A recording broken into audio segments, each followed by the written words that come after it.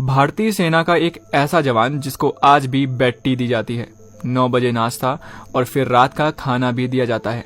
उनके बूट रोज पॉलिश किए जाते हैं और वर्दी पर प्रेस की जाती है।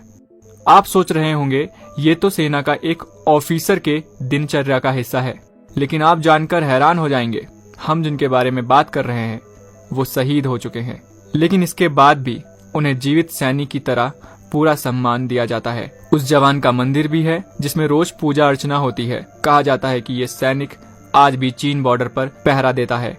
अगर ड्यूटी के दौरान किसी जवान की झपकी लग जाती है तो उनको जसवंत सिंह की आत्मा चांटा मारकर चौकन्ना कर देती है।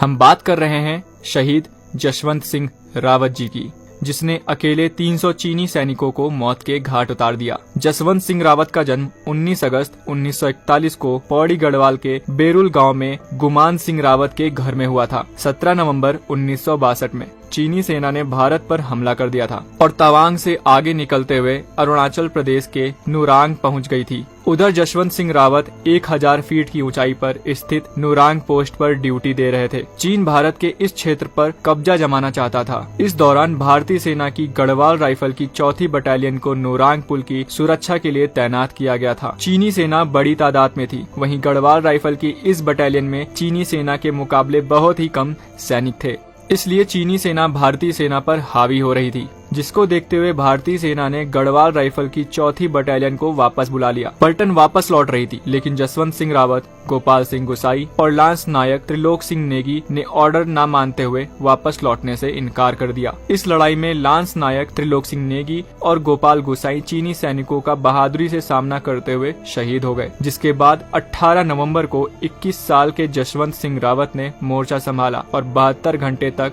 वो बॉर्डर पर चीनी सैनिकों से लड़ते रहे। जसवंत सिंह रावत ने समझदारी का परिचय देते हुए एक योजना के तहत काम किया और अलग अलग बंकरों से चीनी सैनिकों पर गोलीबारी करी। जसवंत सिंह ने 8 बंकरों में मशीन गन लगाई और छिप छिप कर कभी पेट के बल लेट कर और कभी एक बंकर से गोलीबारी करते तो कभी दूसरे बंकर से तो कभी तीसरे बंकर से दौड़ते हुए चौथे बंकर से गोलीबारी करते। अलग अलग बंकरों से गोलीबारी होने के कारण चीनी सेना ये समझ नहीं पा रही थी कि उस तरफ भारतीय सेना के कितने जवान हैं, और वो ये समझ रहे थे कि इन बंकरों में कई दर्जन भारतीय जवान उन पर गोली बरसा रहे हैं, लेकिन हकीकत कुछ और ही थी। इधर जसवंत सिंह को लग गया था कि मौत अब निश्चित है, इसलिए प्राण रहने तक तिरंगे और माँ भारती की आन बचाए रखनी है। जितना भी गोला बारूद उपलब्ध था उसके खत्म होने तक उन्होंने चीनियों को एक कदम भी आगे नहीं बढ़ने दिया और बिना थके भूखे प्यासे पूरे 72 घंटे तक यानी 3 दिन और 3 रात तक चीनी सैनिकों के नाक पर दम करते रहे। जसवंत सिंह रावत ने अकेले ही चीनी सैनिकों को रोक कर रखा था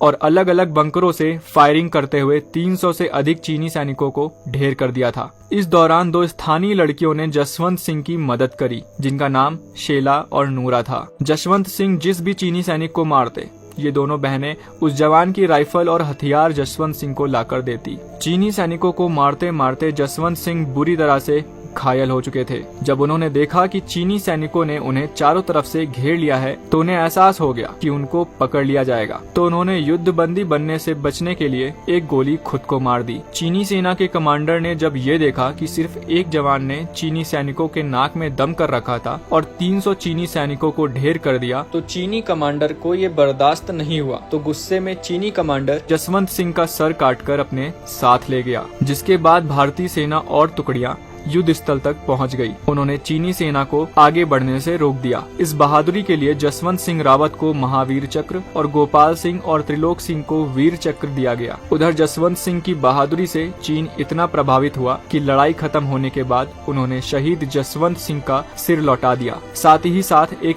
पीतल का सिर और उनकी प्रतिमा बनाकर भारतीय सेना को भेंट भी करी, जो आज भी उनके स्मारक में लगी हुई है। स्थानीय लोगों के मुताबिक जिस इलाके में मोर्चा उन्होंने संभाला था उस जगह वो आज भी ड्यूटी करते हैं। सेना में ऐसी मान्यता है कि जिस भी जवान को सीमा पर ड्यूटी के दौरान झपकी लग जाती है उसको जसवंत सिंह की आत्मा चांटा मारकर चौकन्ना कर देती है। अब आप सभी लोग इस वीडियो को इतना शेयर कीजिए कि भारत का बच्चा बच्चा भारत माँ के इस लाल के बारे में जान सके। अगर आपको ये वीडियो पसंद आया है तो इस वीडियो को लाइक करें और हमारे पेज रेडियो खुशी 90.4 FM को फॉलो करना बिल्कुल ना भूलें।